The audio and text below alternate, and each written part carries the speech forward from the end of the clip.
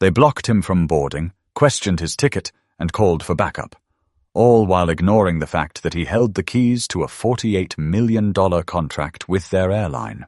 There was nothing out of place about Dorian Brandt that morning. His suit was pressed. His collar sat perfectly on his neck. He moved through JFK's Terminal 4 like someone used to early mornings and late meetings. In his left hand, he held a dark leather garment bag. In his right, a first-class boarding pass bound for San Francisco. He was flying out for the Western Produce Sustainability Summit, where he was scheduled to deliver the keynote speech. At 58, Dorian had done this routine too many times to count. He wasn't the kind of man who needed attention. He preferred quiet efficiency. But that morning, something snapped in the air the moment he reached Gate 17. The line to board hadn't yet formed. A few people were hovering nearby, sipping coffee, scrolling their phones. Dorian walked up to the desk calmly, gave a polite nod to the young woman at the gate, and handed her his boarding pass. She didn't scan it. Instead, she looked up at him, and looked again. Slower this time. The kind of look people give when they're not sure whether to speak or stall. Dorian waited. No rush in his posture, no question in his eyes. "This lane is for premium passengers only," she said with a sharpness that didn't match the situation. "I know," Dorian said evenly. She blinked, scanned the boarding pass, finally, and paused. Her hand hovered over the scanner but didn't click. Instead, she looked back at him, then to a colleague behind her, whispering something that made the other woman peek over her shoulder. Dorian didn't flinch. She turned back. "I'm going to need to see some ID," she said. He tilted his head just slightly. "You don't usually ask for ID when scanning a pass. Is there a problem?" She hesitated. "It's just a security measure." There was no policy requiring ID checks at the gate. He knew it. So did she. He pulled his wallet from his inside pocket, handed over his license. She held it like she didn't know what to do with it, then placed it awkwardly on the desk without scanning anything. "Wait here for a moment." Dorian glanced down at the pass. His name was printed clearly. Dorian Brandt. He said nothing. The gate agent walked a few steps away and whispered again, this time to someone in a dark uniform. Within moments, a security officer was walking toward them. Dorian had experienced this before. Not often, but enough. The sudden switch from professionalism to suspicion. The moment someone decided he didn't belong. Not because of anything he said or did, just because they couldn't imagine someone like him in first class. The security officer didn't ask questions. He stood beside Dorian without speaking. His eyes tracked him like a risk assessment checklist. Dorian, still calm, stepped back from the gate and moved to the side, away from the boarding lane. He wasn't going to argue. He wasn't going to raise his voice. He wasn't going to give them the performance they were hoping for. Instead, he reached into his pocket, pulled out his phone, and made a single call. It rang once, twice. Then, "Maggie, it's me. I need you to pull up the catering contract we signed with Horizon Air 2 weeks ago, the one covering their western routes." "Yeah. I'm standing at JFK, Gate 17. I'll hold." He stayed on the line, eyes fixed straight ahead. No emotion, no visible frustration. The gate agent glanced over, realizing he was still there. She leaned into the mic on the desk. "We're just working through a minor issue," she said to the crowd of passengers now beginning to line up behind him. "Thanks for your patience." But no one was being patient. A businessman in a grey pullover leaned forward to whisper, "Is he causing trouble or something?" Dorian heard it. He didn't turn around. Maggie's voice returned on the phone. "Got it. You want me to call corporate or—" "No," he said softly. "Just flag it. I think they're about to recognize a problem." He hung up and slipped the phone back into his pocket. The boarding pass was still in his hand. He stood calmly, as if waiting for an elevator. But that call wasn't to complain. It was to warn. Dorian Brandt didn't always wear tailored suits or fly first class. He grew up in Mansfield, Ohio, in a house with soft floorboards and louder mornings. His mother, Eunice, worked the produce section at a local grocery store, while his father, Leonard, rotated between night shifts at the mill and weekends fixing neighbors' cars. They didn't have much, but there was always food on the table, and Dorian was taught early that the way you carry yourself matters. At 15, he was up at 5 a.m. on Saturdays, helping his mother sort through crates of fruits and vegetables before the store opened. It was where he learned to tell a ripe melon by touch, how to spot a spoiled apple from 10 feet away, and most importantly, how to talk to people. Not talk at them. Talk to them. There's a difference, and Dorian figured it out fast. By 23, he'd graduated from Kent State with a degree in agricultural business and exactly $300 to his name. His first business was a roadside produce stand just outside Columbus. He didn't have employees, not even part-time help, just a borrowed pickup, a tent, and enough determination to sell sweet corn like it was gold.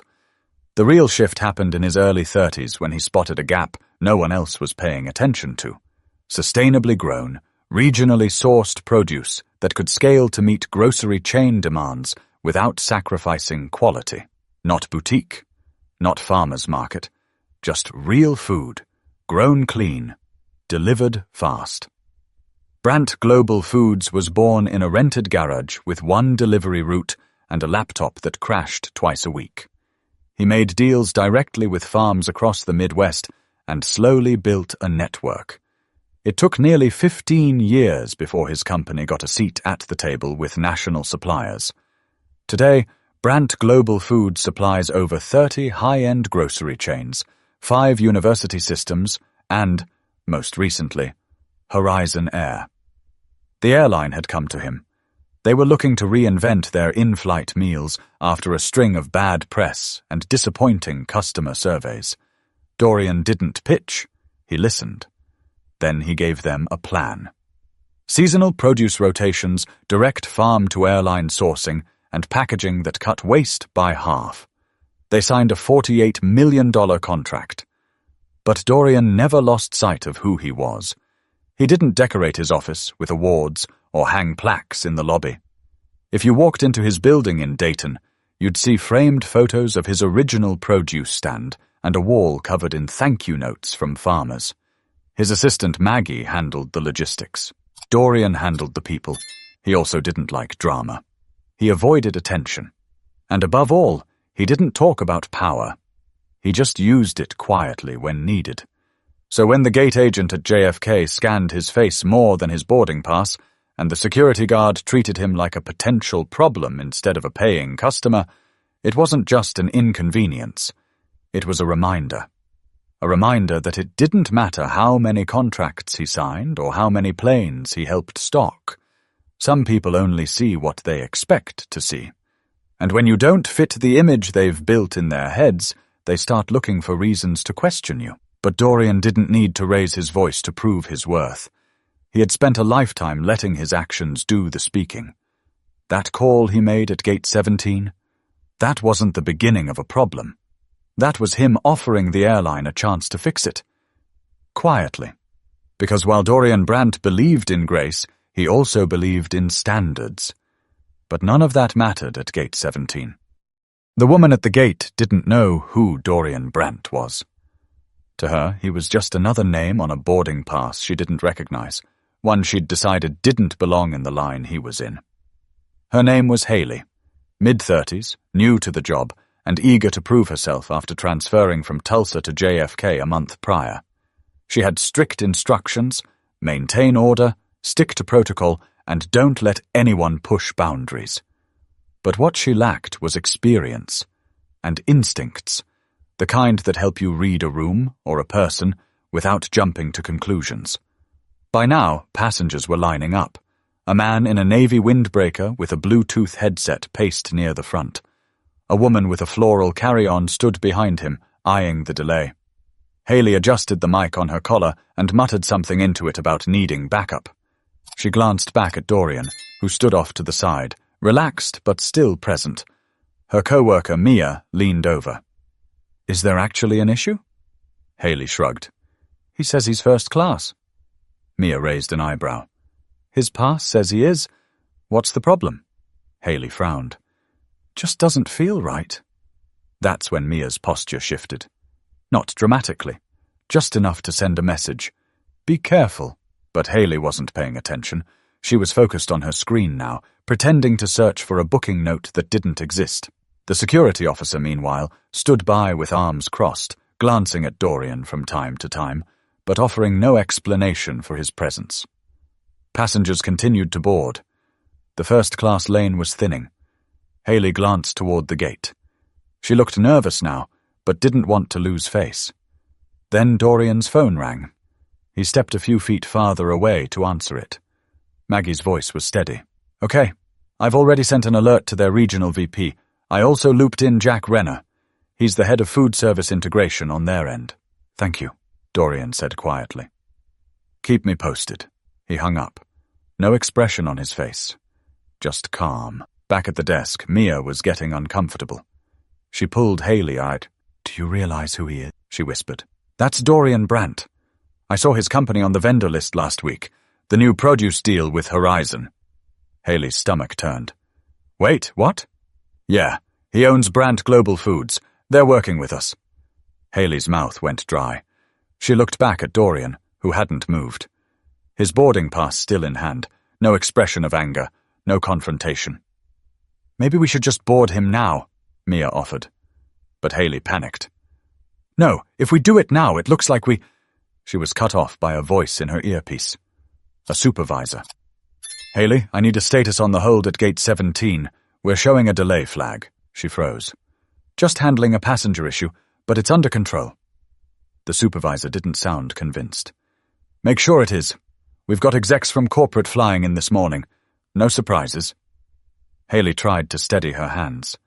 She looked over at Dorian again. His calm made her feel smaller by the second. She wasn't dealing with a problem. She was becoming one. Mia turned toward him, ready to apologize, but just then, the boarding door beeped. Another passenger stepped through. A man in khakis glanced back and said, "What's going on with the hold-up?" Haley didn't answer. Her voice had disappeared. Then Dorian took a slow step forward, not toward the desk, but to the glass wall overlooking the runway. He stood there, hands folded behind his back, watching a line of luggage carts move past. He wasn't in a rush. He wasn't anxious. He was watching time work in his favor. Haley was watching it run out. But the people in charge were already on their way. 10 floors above the airport terminal, in an office that overlooked the tarmac and the Manhattan skyline beyond it, Cynthia Reyes was halfway through a croissant and a quarterly operations report when her desk phone rang. She didn't usually take calls from unknown numbers, but this one had been forwarded twice, and her assistant flagged it as urgent. "This is Cynthia," she answered. "Hi, Cynthia. Maggie Geller calling on behalf of Dorian Brandt, CEO of Brandt Global Foods. We've just been alerted to an incident involving Mr. Brandt at Gate 17. Cynthia sat up a little straighter. "What kind of incident?" Maggie's voice remained professional. "Your staff seems to have denied him boarding despite his first-class ticket. We're concerned it may escalate." Cynthia didn't waste time asking for details. She had seen Dorian's name enough to know the stakes. Horizon Air had only recently finalized its supplier contracts for the next fiscal year, and Brandt Global wasn't just any vendor. They were the vendor. They were supposed to help overhaul the airline's entire food service image after a disastrous social media campaign exposed their frozen meals and wasteful packaging. This wasn't just bad customer service, it was a live fire inside a room full of gas. "I'll handle it," Cynthia said quickly, standing up and motioning to her assistant. "Is he still at the gate?" "He is. Calm, but clearly being mishandled." Cynthia was already out of her office, jacket in hand, heels echoing down the hallway. She turned to her assistant. "Get me Sean and Elise from Brand Protection, now!" Meanwhile, down at corporate headquarters in Minneapolis, Jack Renner's phone rang during a working lunch. "Jack," Maggie said, skipping formalities. "Dorian's being detained at the gate. JFK. Horizon staff flagged him for no reason." Jack nearly dropped his fork. "You've got to be kidding me." "Nope. He called it in personally." Jack pushed back from the table. "I'll get Cynthia on it. She's already moving. You might want to prep legal just in case." He didn't respond, just hung up and started dialing. If this went public, it could dismantle months of work on the new campaign rollout. There were press releases scheduled, launch videos in editing. Dorian Brandt was going to be featured in their fall Fresh Flight initiative as a face of modern food sustainability. That face was now being sidelined at an airport gate by someone who didn't know who they were dealing with. At gate 17, Haley was beginning to sweat. She could feel the shift, not just from Mia's icy silence, but from the passengers who were now openly murmuring about the delay. People were pulling out their phones, checking the flight status. Still no boarding. Then, without warning, a man in a navy suit and a Horizon ID badge walked briskly toward the gate, followed by a woman in red heels with a phone still pressed to her ear. Cynthia. She ended the call, lowered the phone slowly, and surveyed the scene. Dorian didn't move. He watched her approach but didn't step forward. He knew exactly who she was. Cynthia extended her hand, calm but direct. Mr. Brandt, I'm Cynthia Reyes, Executive Director of Regional Operations. May I speak with you privately? Dorian nodded once, finally slipping his phone back into his pocket. Of course. They stepped a few feet away. Behind them, Haley stood frozen, unsure whether to follow or disappear. Cynthia took a breath. Mr. Brandt, on behalf of Horizon Air, I want to apologize. I've already contacted our internal team to look into the situation. This should not have happened. I'd like to escort you personally onto the flight. Dorian didn't react. He simply asked, Do you know what seat I was assigned? She checked her tablet. Seat 1A, he smiled faintly. First row. Interesting. I was told this lane was for premium passengers only. Cynthia didn't blink. Again, I apologize. Dorian leaned in slightly. The issue isn't the mistake, Ms. Reyes. It's the assumption behind it. She swallowed hard. Understood. But Dorian wasn't looking for payback. He was waiting for the truth. Haley stood behind the gate desk, motionless. Her headset was still clipped to her collar, but she wasn't speaking into it anymore. She watched Cynthia and Dorian standing a few feet away, their conversation too quiet to hear, but loud enough to change everything. Passengers had stopped boarding.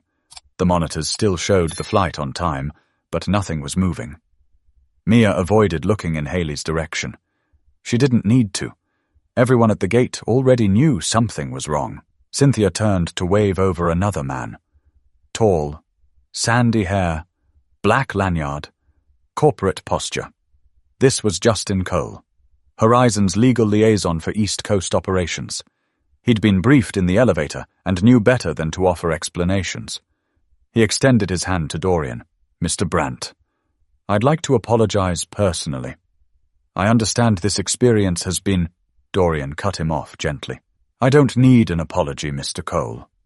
I need you to explain how something like this happens after we sign a $48 million deal. Justin paused. There was no good answer, no scripted response, no PR-approved deflection. Cynthia stepped in. Mr. Brandt, we understand the weight of the situation. We're reviewing our staff conduct and sensitivity training procedures, but we'd also like to assure you this isn't a reflection of our values. Dorian raised an eyebrow. You mean it's not a reflection of the company's values? Or it's not a reflection of the gate agent's judgment? Cynthia didn't respond. He gestured toward Haley, who now looked like she might sink behind the desk. She saw a well-dressed man with a premium ticket and assumed he was in the wrong line. Not once, but repeatedly. Called for security. Escalated the moment I asked a question. You don't have to explain to me what that's about. I've lived it. Justin cleared his throat. We are prepared to issue a formal apology, should you wish, privately or publicly. Dorian's face didn't change. You think I'm here for an apology? They hesitated. He reached into his garment bag and pulled out a thin manila folder. No fanfare, just paper. This is a signed copy of our contract. My company now supplies every fresh item on your Western and Midwest routes. That includes produce used in your premium lounge services, by the way. So when I say that the person being blocked at the gate is your brand, I mean that literally. He handed the folder to Cynthia, who took it like a weight. I don't want a tweet. I don't want a letter. I want better. Because the next person you treat like a security risk for doing absolutely nothing, they might not have a direct line to your VP. Silence. Passengers nearby began whispering again. A woman in the business class lane pulled out her phone, pretending to scroll, but clearly recording. Justin shifted uncomfortably. We'll initiate an immediate review and make personnel adjustments as necessary. You have my word. Dorian looked at his watch. Good. Then we can all go about our day. Before Cynthia could escort him on board, he turned slightly and looked toward Haley. She looked pale now, holding her badge in both hands like a shield. Dorian stared at her for a second, not with anger, but with something worse. Disappointment. He didn't speak to her. He didn't need to. Cynthia waved to the flight crew, who began unblocking the gate. Dorian was led down the jet bridge with Justin quietly behind him. Back at the gate, Mia stepped beside Haley. You don't get it, she said, her voice low. That man's company puts food on half the trays you serve in first class. Haley didn't answer. But the real moment wasn't in that conversation. It was what came next. The cabin crew had already been briefed. As Dorian stepped onto the plane, he was greeted not with the usual robotic smile, but with a level of attention that felt more like a quiet apology.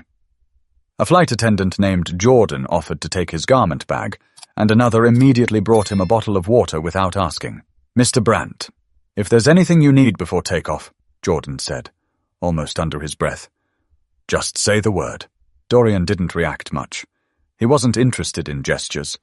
He took his seat in 1A, placed the water down without touching it, and exhaled through his nose. Not relief, just breath. Controlled and measured. Outside, something strange was happening. The terminal had come to a crawl. Passengers were now checking the boards more often. First, Gate 17's status shifted from boarding to delayed. Then, within 10 minutes, another 2 gates nearby changed to the same.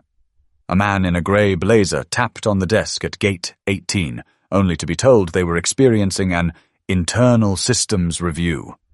It wasn't just Dorian's flight. Across the concourse, 3 more Horizon Air departures were delayed. No specific reasons, just vague language. Operational hold, technical processing, crew coordination. In truth, corporate had issued a soft shutdown. A quiet pause. Cynthia Reyes, after escorting Dorian on board, had walked straight into a secure meeting room behind the terminal.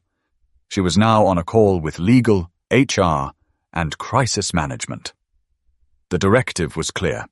Before this incident spilled into the public, everything needed to be assessed. Gate logs, staff notes, internal comms. Every employee who had direct contact with Dorian that morning was being pulled aside. No one would admit it out loud, but the plane wasn't going anywhere until the company knew exactly how far the damage might go. Back on board, Dorian sat with his eyes closed. He wasn't angry. He wasn't flustered. But his calm wasn't serenity. It was experience. The kind that comes from decades of having to pretend that things don't sting just because you're used to them. He thought about his father, Leonard, who once got turned away from a car dealership because the manager said he didn't look like he could afford it. He thought about his first investor meeting in Columbus, where someone mistook him for the valet. And he thought about how, after all this time, it was still happening, just at a higher altitude. Jordan came back. Mr. Brandt, he said gently, we've been asked to delay departure briefly.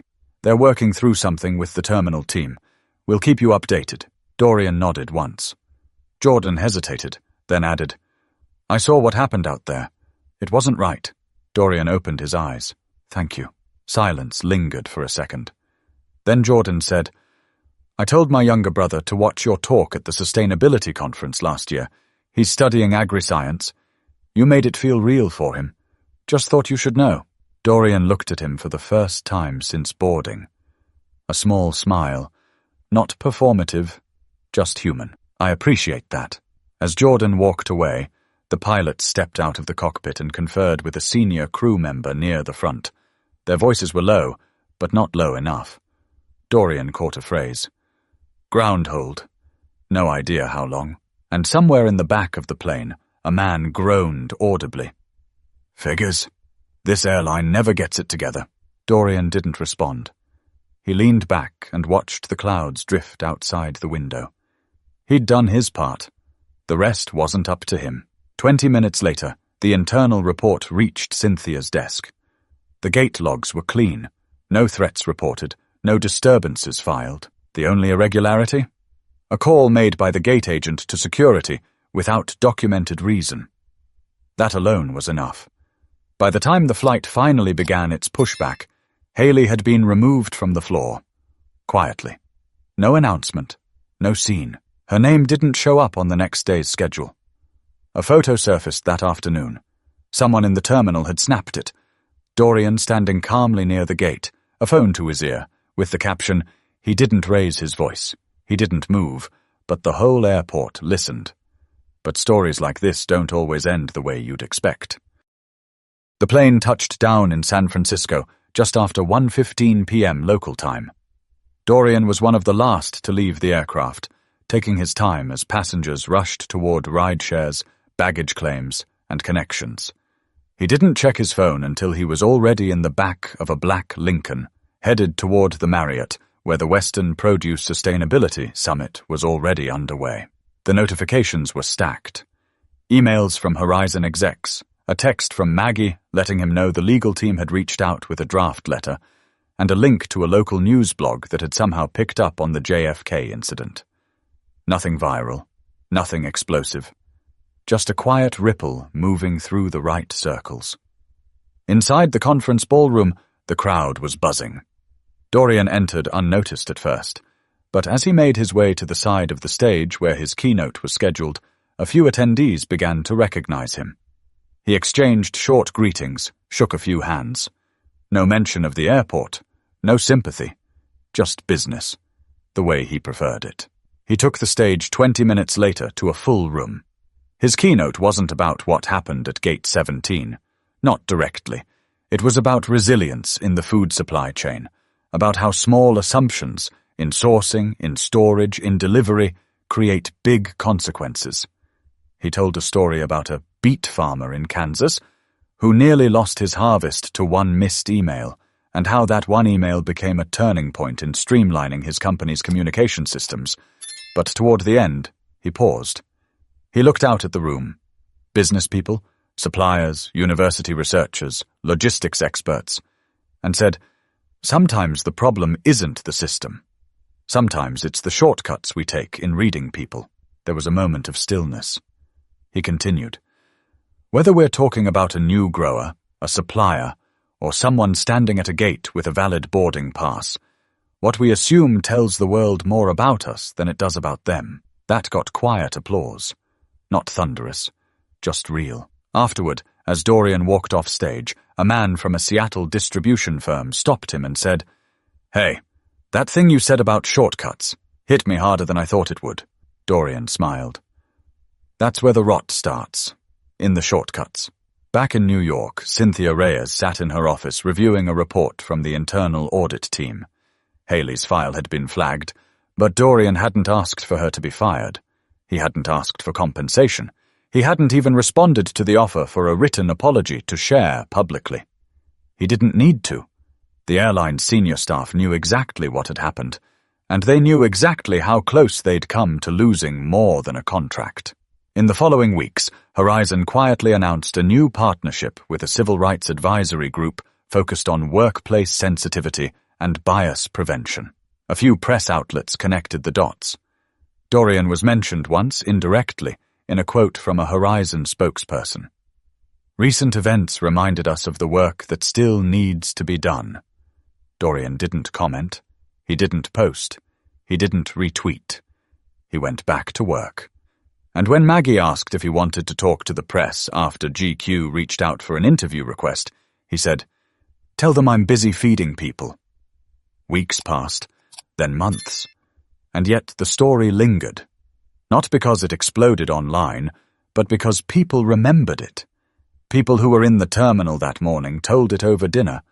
People who saw the photo of him standing still with a phone to his ear started using it in presentations about silent leadership.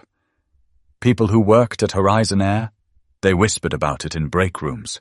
gate agents started thinking twice before assuming, before reaching for a headset, before calling for backup without reason. And somewhere in Ohio, a retired grocery worker named Eunice Brandt read the article online, smiled to herself, and said aloud in her kitchen, "That's my son." Sometimes the loudest thing you can say is nothing. If this story stayed with you, subscribe for more stories that matter.